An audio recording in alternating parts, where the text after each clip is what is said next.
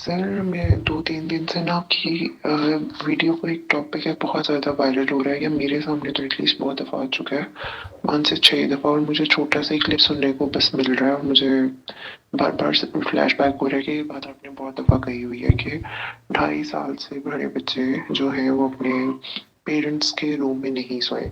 अब मैं शादीशुदा हूँ, मेरे अपने भी बच्चे हैं। तो मेरी ये वाली स्टोरी है कि जब मैं छोटी थी, तो एक तो मैं अपने भाई के साथ सोती थी, ठीक है?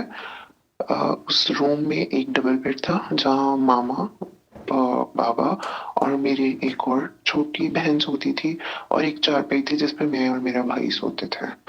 तो और हम दोनों में भी 1.5 साल का ही फर्क था।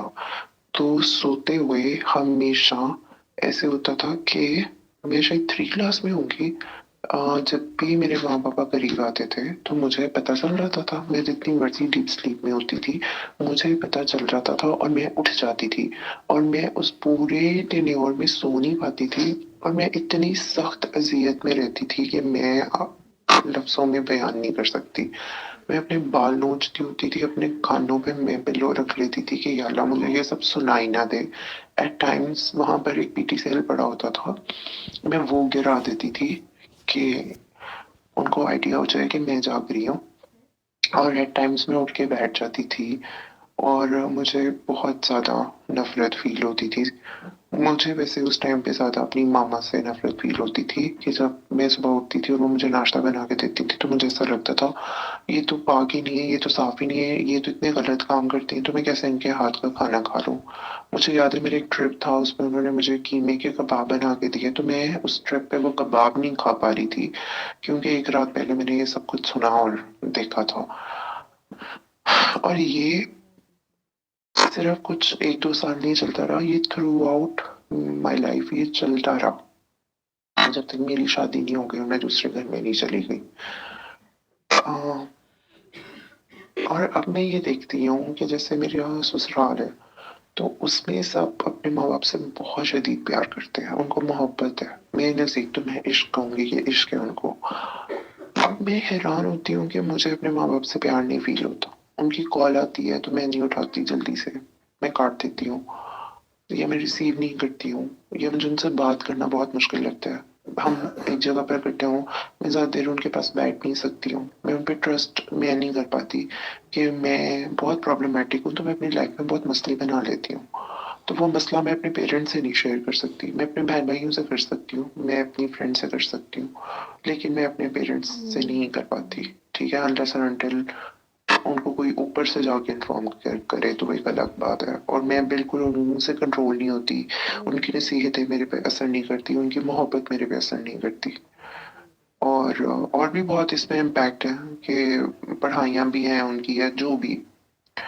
अब मेरे अपने बच्चे हैं, और मेरी अपनी शादीशुदा लाइफ में थोड़े से इश्यूज रहे कि मियाँ बीवी के करीब आने में और नहीं आने में। तो अब जब अल्लाह ताला ने करम किया और सिचुएशंस बहुत बहुत बहुत बेहतर हो गई हैं सर, तो अब मेरे हाथ पांव फूलने लगे हैं, या आपकी ये वीडियो सुनकर मुझे बार बार ये होने लगा है कि मैं अपने बच्चों को उस दर्द से नहीं गुजारूं, क्योंकि अब वो एक 5 साल का है और एक 2.5 साल प्लस है दूसरा भी।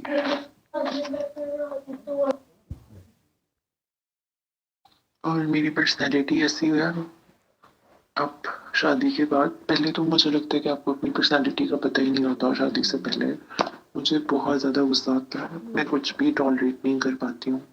मैं हर वक्त एक कंपटीशन और कंपैरिजन में रहती हूँ। मैं अपने हस्बैंड से बहुत प्यार करती हूँ, लेकिन मेरे से उनके सामने लेट डाउन नहीं हुआ जाता, हालांकि वो मेरे हस्बैंड है। मुझे आपकी वजह से ये पता है कि उनका रुतबा बड़ा है, और मैं अंदर से उनको अपने से बड़ा ही मानती हूँ, रुतबे पे भी, समझ में भी, अक्लमंदी में भी, और उनके जेस्चर्स भी बहुत अच्छे हैं। लेकिन मैं बहुत ऑफेंडेड रहती हूँ। इस चीज़ को भी तो काफ़ी फर्क पड़ गया है, लेकिन this is still a part of me कि मेरे ऐसे ही रिएक्शंस होते हैं। मैं अपने कंट्रोल में नहीं होती, मुझे समझ नहीं आता कि मैं क्यों अपने लिए गड़े अपने हाथ से खोदती रहती हूँ, मैं क्यों बर्दाश्त नहीं कर पाती हूँ, किस बात का मेरे अंदर गुस्सा है जो जाता नहीं है। मैं वेट नहीं लूज कर पाती, मैं अपनी भूख को कंट्रोल नहीं कर पाती हूँ। मैं अपने गुस्से को नहीं कंट्रोल कर पाती हूँ। और हालांकि मैंने दुआ की हुई है सर। मैंने मेरी भाभी ने मुझे कहा हुआ है कि यार तुम दुआ के बाद बहुत ज़्यादा चेंज हो गई हो, और अगर मैंने दुआ नहीं की होती तो मेरा नहीं ख्याल था कि मैंने साल से ज़्यादा मेरी शादीशुदा ज़िंदगी चलती। अभी धक्का स्टार्ट जैसी भी चल रही है, धक्कों वाली या सीधी, कभी बहुत अच्छी होती है, ऐसा लगता है मैं जन्नत में हूँ। कभी ऐसा होता है कि यार क्या असाब मैं ही मुसल्लत हो गई हूँ इन लोगों पर। इनकी तो दूसरों की तो मैं क्या ही गलतियां निकाल लूँ, दुआ तो मैंने की है ना, और मैं ही दुआ पे नहीं हूँ। प्रॉब्लम्स मेरे साथ फौरन आ जाते हैं मेरे सामने। तो इसके अलावा मेरे अंदर मुझे ऐसा लगता था शदीद स्ट्रॉन्ग सेक्सुअल डिजायर्स हैं। अम, और मेरे वो भी मैं सच कहूँ तो सर मैं आपके साथ क्लिनिक पे काफ़ी दफ़ा आई तो आप मुझे दुआ करवाते थे और आपने मुझे डील किया। तो उसके बाद मैंने देखा कि पिछले 2 सालों से एक तो मेरी शादीशुदा ज़िंदगी बेहतर होने लग गई, दूसरा ये चीज़ें भी थोड़ी सप्रेस होने लगी। वरना मुझे ऐसा लगता था कि मेरी ये डिज़ायर मुझे लीड करती है, इतनी स्ट्रांग है मेरे अंदर ये कि शायद वंस अ डे से भी मेरा गुजारा नहीं था। और इस तरह की मुझे फीलिंग्स अपने बारे में आती थी। लेकिन आपने मुझे दुआ करवाई और उसके बाद मैंने ये फील किया, 2 साल पहले आपने मुझे दुआ करवाई थी और उसके बाद मैंने ये फील किया कि आज 2 सालों के बाद सर जमीन आसमान का फर्क है उस डिजायर को हैंडल करने में। बट स्टिल कभी मैं अपने पेरेंट्स को माफ कर देती हूँ और कभी मुझसे नहीं हो पाता। हालांकि उम्र के जिस हिस्से में है वो बेचारे तो सिर्फ मुझे अब फायदा ही देते हैं, और मेरे बचपन में भी उन्होंने मुझे सिर्फ फायदा ही दिया कि उन्होंने मुझे पाला है पोसा है। मैं उनके लिए बहुत दुआ करना चाहती हूँ लेकिन मेरे से माफ नहीं हो पाता, मैं उनके पास नहीं बैठ पाती। ये नहीं है कि मैं उनके लिए कुछ बुरा चाहती हूँ, मैं दिल से मैं चाहती हूँ अल्लाह पाक उन पर रहम करे, करम करे। बट मेरी एनर्जी उनकी एनर्जी से मैच नहीं हो पाती। लास्ट क्या था?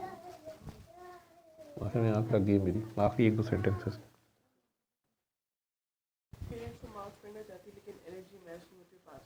हो पाता, हालांकि उम्र के जिस हिस्से में है वो बेचारे तो सिर्फ मुझे अब फायदा ही देते हैं, और मेरे बचपन में भी उन्होंने मुझे सिर्फ फायदा ही दिया कि उन्होंने मुझे पाला है पोसा है। मैं उनके लिए बहुत दुआ करना चाहती हूँ लेकिन मेरे से माफ नहीं हो पाता, मैं उनके पास नहीं बैठ पाती। ये नहीं है कि मैं उनके लिए कुछ बुरा चाहती हूँ, मैं दिल से मैं चाहती हूँ अल्लाह पाक उन पर रहम करे, करम करे। बट मेरी एनर्जी उनकी एनर्जी से मैच नहीं हो पाती।